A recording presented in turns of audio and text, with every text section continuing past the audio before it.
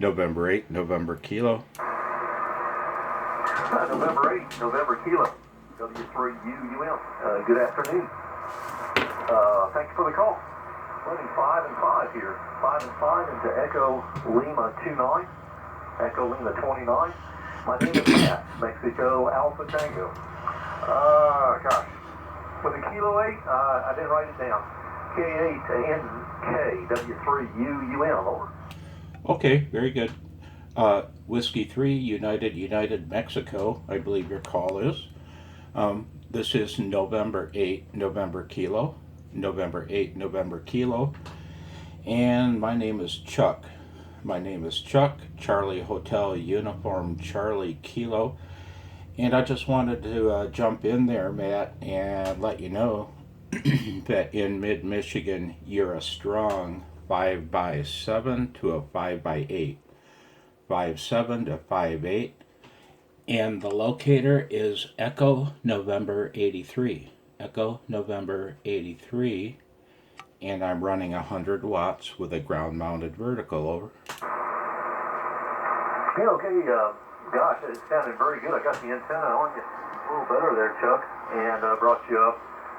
You're on a solid 5'5", peaking to 5'7" now, and I didn't realize that I actually have the, I thought I was on the smaller antenna. I'm actually on the stack, a stack of 6-meter antennas, 7 elements, and they're now pointed in your direction. So you're doing a very good job with the ground. You say it's a ground-mounted vertical, Chuck, over? Yeah, Matt. It's a not a parasitic element. It's a parallel element on my 20-meter vertical. So what I've done is turned a 20-meter vertical into a 4-band vertical with several of the bands are just a parallel wire. So anyway, hey, Matt, this is probably my 5th or 6th QSO on 6 meters, other than in a contest. I've played in a couple contests in order to make a YouTube video or two, but other than just jumping in there and giving a fellow a signal report, it's rare. It's rare. 6 meters is new to me, Matt. And by the way, I'm recording this, and I wonder if you'd mind if I post this QSO to YouTube, over. No, absolutely not, Chuck. More than happy to to help you out. Glad to do it.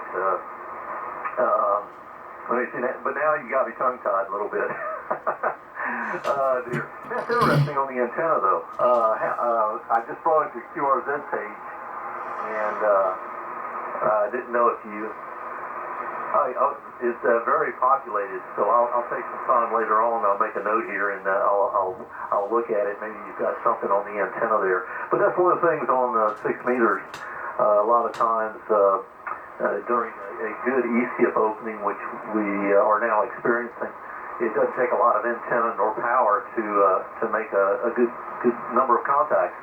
I think the last contact I worked, I'm sorry, 2 contacts ago, the guy was running just a 6-meter loop, which was up about 25 feet, and he was doing quite well down here into southeast Texas. Back to you, Chuck. N8NK, W3UUM, over. W3UUM from November 8, November Kilo. 73. Roger on all. Good deal, Matt. That's what I'm hoping to do eventually, is either get up a simple, like 3 or 4 element Yagi or something along those lines, and it doesn't need to be real high, you know. Something mounted on maybe a roof-mounted tripod or something like that, or tall carbon fiber mast, that type of thing, you know. Because 6 meters is cool. It's very, very cool. Hey, Matt, the very first time, my very first QSO on 6 meters was about, it was after dark, actually, here in Michigan, and it was about 10:30 p.m., and I was shocked. And when that happened, I don't know what made me click the rig over to 6 meters, but I did, and there were QSOs happening, and I was shocked. And I proceeded to make a dozen or so, and yeah, fascinating.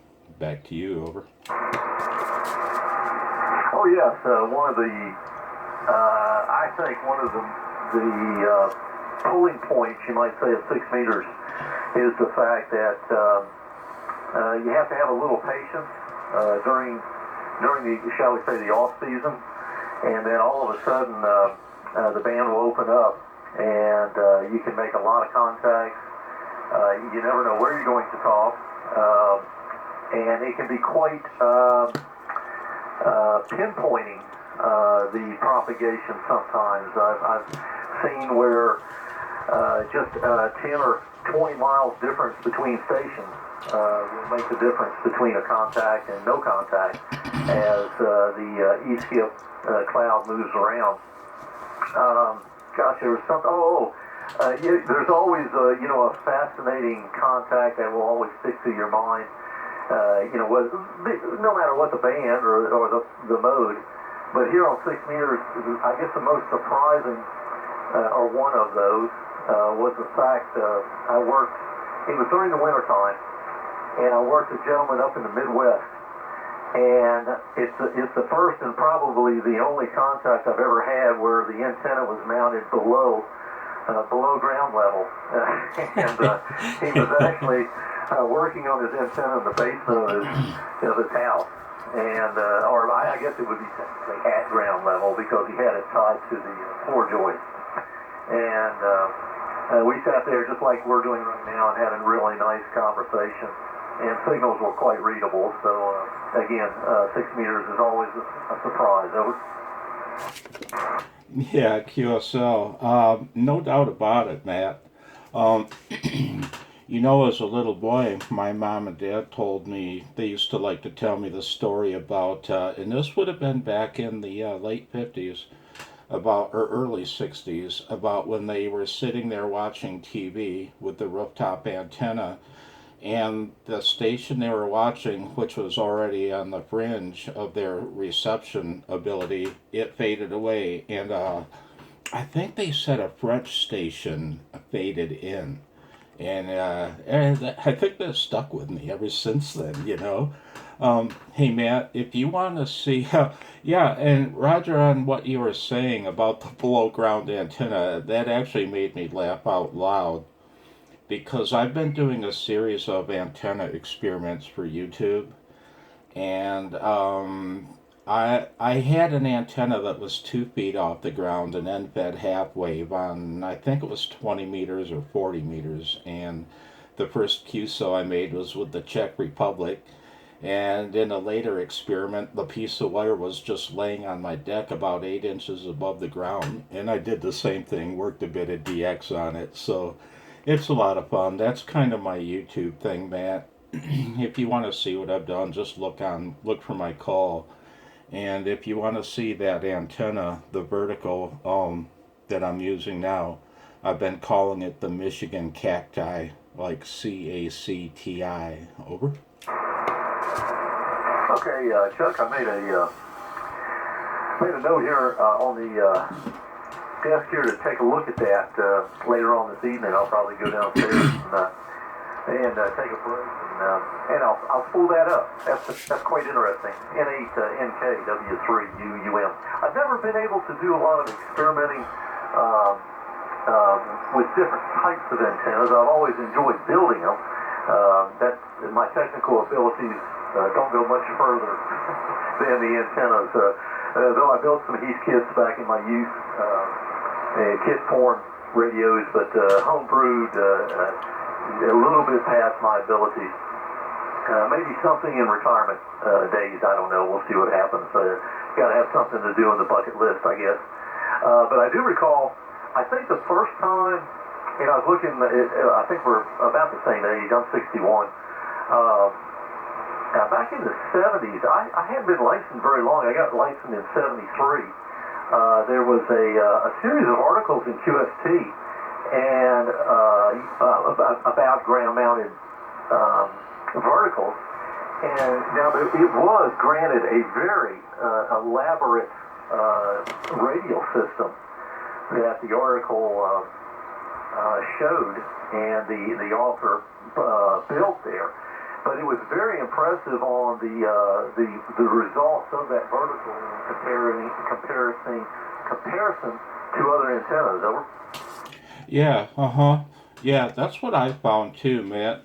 Using this vertical that I'm using now, which I built out of junk parts, it costs nothing. And the one thing about the antenna is that I have an exceedingly wet yard.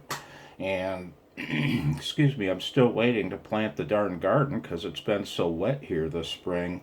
And my radios are in a bunch of soup. I mean, not literally, but boy, the yard is a sopping mess out there, man. And that does help. It helps a lot. But yeah, antenna work is a lot of fun, man. I'm playing with a 17-meter elevated vertical right now, which is also made out of just parts that I found lying around. And this is the first elevated vertical I've ever played with, and it's just a test antenna, but when you get the darn feed point off the ground, you only need a couple counterpoise wires, you know. So anyway, it's a lot of fun.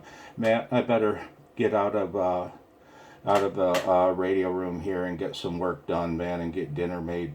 The oven's been on for an hour, and I've been sitting in here playing around, and I'm starting to become overcome with guilt. So, Matt, thanks for the fun QSO. I really appreciate it. I've been really looking forward to 6 cracking open now and then, and now it is. So, thanks. It's been a lot of fun. You take care. Have a good afternoon and evening. 73 old man. Whiskey 3, United, Mexico, from November 8, November Kilo. Yeah, okay, Chuck, been a pleasure talking to you this evening, and take care. Thanks for the contact. Pleasure working you for the first time. We'll check out your YouTube videos and take a look at that vertical. And who knows, maybe it'll stir some interest. I've always had in the back of my mind thinking about putting up something vertically polarized for 6 meters to do some A/B tests. That's one thing that's fun on 6 meters. You can do multiple antennas, which I've done many times, and I'm doing right now. I have two separate beams, but always very interesting to compare signals sometimes between 2 different setups. You can do that quite easily there on 6 meters due to the size. Anyway, let's go. 73s, take care, and stay safe, stay healthy, and we look forward to our next contact. November 8, November Kilo, W3, uniform, Mike. 73s, Chuck, take care of yourself. 73, Matt. See you around.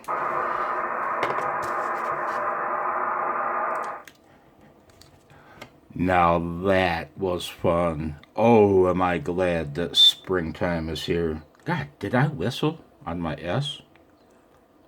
This is what springtime has to offer. 73.